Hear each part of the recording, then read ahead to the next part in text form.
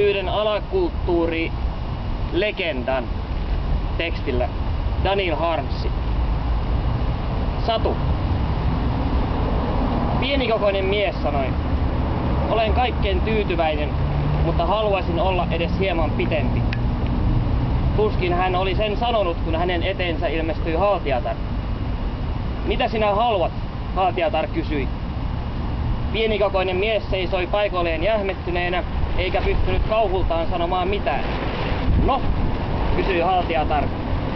Mutta pienikokoinen mies vaan seisoi, eikä hiiskahtanutkaan. Haltijatar katosi. Silloin pienikokoinen mies purskahti itkuun ja alkoi pureskella kynsiään. Ensin hän puri kaikki kynnet käsistään, sitten jaloistaan. Kuulija, syvenny tähän satuun, niin tunnet olosi oudon levottomuksi.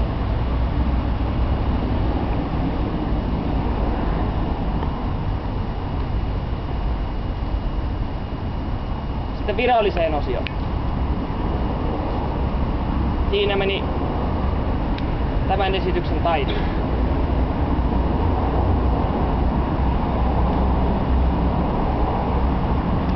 Hyvät kanssalaiset,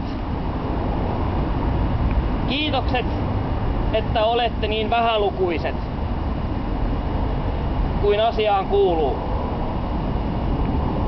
Julistan täten itseni Alakulttuuripääkaupunkihankkeen apurahakomitean puheenjohtajaksi, sihteeriksi sekä että komiteaksi ja puhemieheksi. Asia on sovittu kaupungin hengen mukaisesti suljettujen ovien tai itse asiassa suljetun oven takana. Kirjaimellisen, yksimielisesti ja mielivaltaisesti. Vastalauseita saa esittää, mutta niitä ei kuunnella. Tai kuunnellaan juuri sen verran, että ne voi jättää ilman huomiota ja täten pönkittää aina niin mukavaa itseriittoisuutta. Puheenjohtaja kiittää sihteeriä huomiosta. Kiitos. Ja olen hyvä.